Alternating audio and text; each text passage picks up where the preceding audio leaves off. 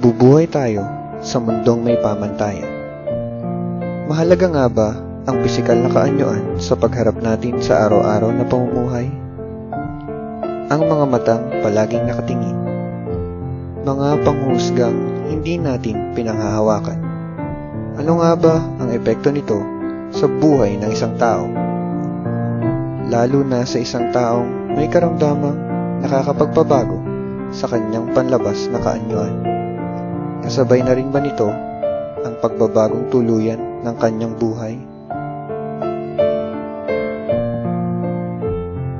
Sinong makapagsasabi na ang panlabas na kaanyuan ay maaaring magdikta sa kung anong kahihinatnan ng buhay ng isang tao? Isang sakit, isang karamdaman, isang kondisyong mamamalas sa pisikal na kaanyuan. Ano nga ba ang epekto nito hindi lang sa kalusugan, ngunit pati na rin sa buhay ng bawat individual? Isang taong mapagmalasakit, tapat at may positibong pagtingin sa buhay. Yan si Roberto Bautista o mas kilala bilang Manong Obet sa mga taong malalapit sa kanya. Ngunit sa mga taong hindi nakakaalam sa kanyang tunay na kondisyon ay kalimitan siyang kinatatakutan dahil sa tagday niyang mga bukol sa katawan. Ano nga ba ang meron sa likod ng mga bukol na ito at saan ito nagmula? Neurofibromatosis ang tawag sa kalagayan ni Mang Obet. Ito ay isang genetically inherited disorder na ang ibig sabihin ay namamana. Isa ring sanhi ng pagkakaroon ng sakit na ito ay ang mga mutation sa ating mga genes. Maraming bukol ang lumalabas sa katawan ng isang may neurofibromatosis. Sa bawat parte ng katawan ay makikita ang malalaki at maliliit na bukol, katulad na lamang sa kaso ni Mang Obet.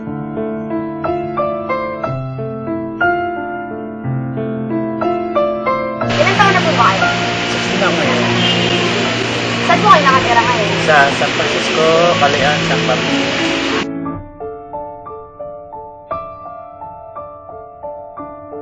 Halos 5 dekada na ng buhay ni Manong Obet ang kinuha na ng kanyang kondisyon. 15 taong gulang siya nang magsimulang sumibol ang mga bukol sa kanyang katawan na nagdulot ng mga hindi maikakailang pagbabago sa kanyang buhay.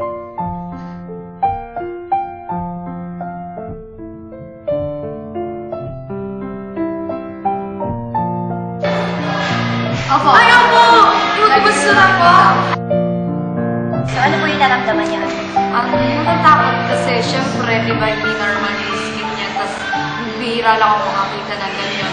Pero naaawa din kasi, bihira ngayon, tapos parang mahirap siya, di ba? So, paano niya magagamit yung sarili ko? Para sa akin kasi, naawa talaga ako sa kanya. Kasi syempre, kada dadaan siya ng tao, nilalayuan siya. Dahil sa itsura niya.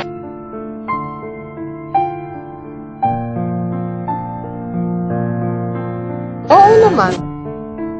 Mabait, marami siyang natutulungan tao. Madali mo siyang hinga ng tulong. Saan na siya kukuntian, hindi naman niya ginustong siya ipagkagay. Wala naman tao ang gustong magkameron ng gayang karamdaman. Sa loob ng mahabang panahon, kinasanayan na ni Manong Obet ang mamuhay ng normal sa kabila ng kanyang kondisyon. Upang mas maunawaan ang tunay na kalagayan ni Mang Obet, isang eksperto ang aming kinonsulta upang magkaroon ng sapat na kaalaman tungkol sa kanyang kalagayan. Doc, good afternoon po. Good afternoon. Well, basically, tinignan lang natin yung actually basic test na ginawa natin. Tinignan ko lang yung blood pressure niya, tinignan ko lang yung condition ng heart, lungs, tinanong ko lang kung kumusta yung tiyan niya. Pero yung neurologic test ko, syempre yung basic neurologic exam, tinignan ko yung eye movement, tinignan ko yung loob ng mata niya, kung pantay ba ang kilos niya, yung reflexes ba niya, kasi nerve ito na tinatamaan niya, maganda ba ang reflexes niya, okay naman. Tapos wala naman siyang nararamdaman na mga tapos apparently malakas naman siya, trabaho nga niya, mabigat niya. Kasi araw-araw, nagwawalis eh. So, yung kanyang skin, very prominent, yung mga bukol na malambot naman. Pero mukhang hindi naman siya nasasaktan sa mga kanya. Well, maliban doon, wala naman siyang ibang complaints. Isang sakit yon na namamana. Hindi napahawa, hindi dahil sa may kinain or na-aksidente o kang ganun. This is basically a genetic. Kung sino sa kamag-anak niya. Wala naman, yun lang, unsightly.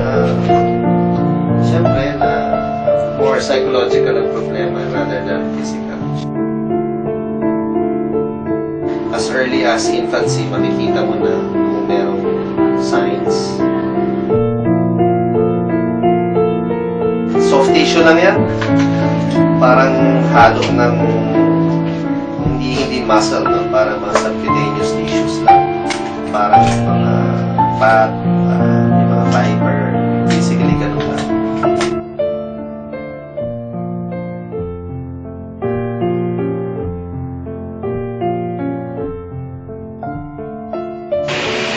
Ilan po kayong magkakapatid mo? Kami ay dalawa.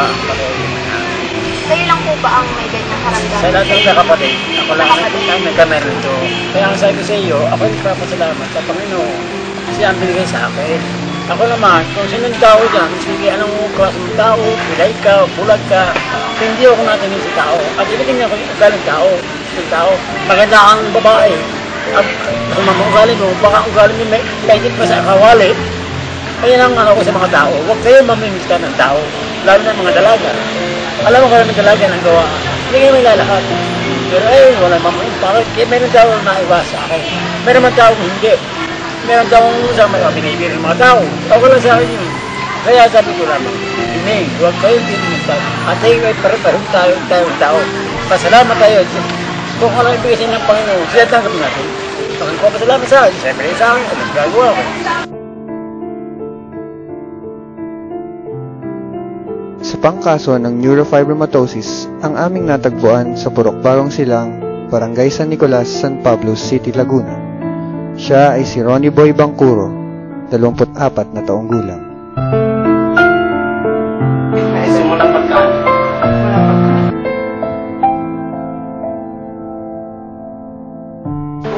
Gusto ko ng mga opera. Sipunta na sa magulang. Gusto rin nila, pero trade. Kung may pagbabago mo.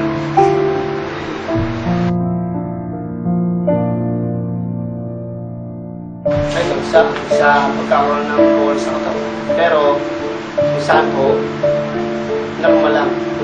Walang pagkakaito. Kung sa mga yung tao, okay.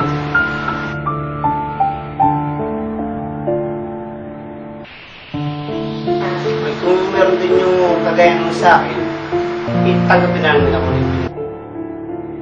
Katulad ng napakaraming tao, ay may mga pangarap ding nais maabot si Ronnie Boy sa kanyang buhay. Ninanais niyang makilala at makasama ang isang babaeng nakatakdang magmahal sa kanya, kapiling ang normal at masayang pamilya na maaari nilang mabuo. Oo naman, syempre. Syempre, kasi hindi makikita mo na mangyari sa ibang tao. Tapos pag sa'yo nangyari, syempre mahiya ka rin.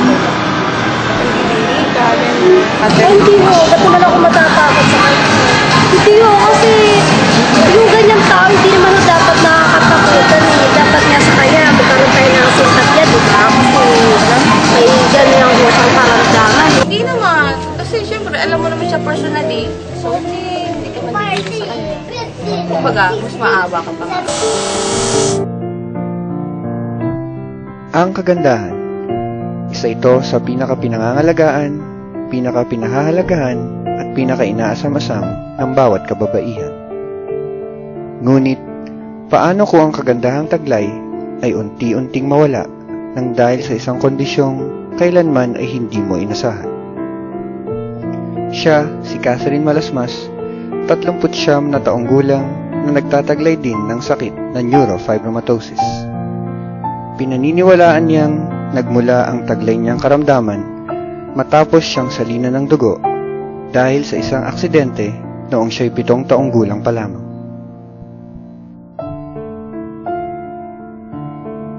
Nanay, ilang taon na po kayo? 30 na. 39 na po. Paano po nagsimula yung mga bukol ninyo? Dito na lang ako high school siya. Kasi nung 7 ako, kasi nahulog ako ng hagdanan. Ngayon, inoperahan ako sa spinal cord. Tapos, sinalinan ako. Nagpatingin na po ba kayo sa doktor noong kayo po ay sinimula na tubuan ng mga ganang bukol? Nung tinubuan ako, nagpatingin ako, tsaka yun talagang nagpakuha ako ng sample. Ano po yung mga naging epekto sa buhay ninyo ng pagkakaroon ninyo ng mga bukol? Wala, Parang normal pa rin ba? Paano po ninyo tinanggap yung mga pagbabago sa buhay ninyo bunga ng pagkakaroon nyo ng ganyang karamdaman? Kasi hindi ko rin naman ginusto na magagawin ko. Kung ano ang gagawin ko, ayun, ito yung binili sa akin na ang delikata.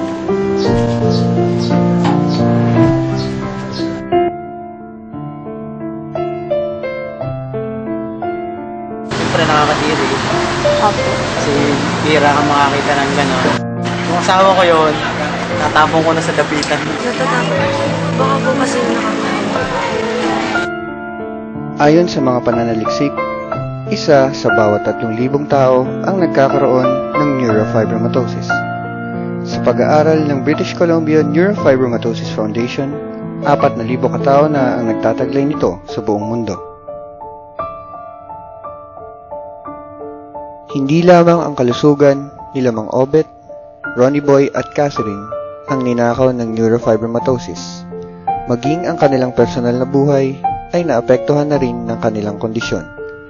Sa dami ng kanilang pinagdaanan, hindi na nakapagtatakang naging matatag na sila sa pagharap sa bawat hamon ng pagkakataon. Ang buhay nga ba ay sadyang hindi patas? O maaaring dala na lamang ng pagkakataon kung kaya't sa kabila ng napakalaking populasyon ng mundo ay sila pa ang nagkaroon ng ganitong kalagayan? I think the most important question is not what he should do, but what we should do. Yan ang sinabi ni Dr. Sikig. Ayon sa kanya, ang sakit na ito ay hindi nakakahawa at ang mga taong nagtataglay nito ay hindi natin dapat katakutan. Ang bawat ngiti na nagmumula sa atin ay higit pa sa hinahanap na lunas para sa neurofibromatosis. Lubos na pagtanggap mula sa lipunan ang kinakailangan ng mga naapektuhan ng sakit na ito at hindi ang mga mapangutyang titig at matatalim na panghusga. Tulad ng kandilang hindi nauupos, buhay pa rin ang kanilang pag-asa na habang lumilipas ang panahon, unti-unti ring matutuklasan ang lunas sa taglay nilang bukol.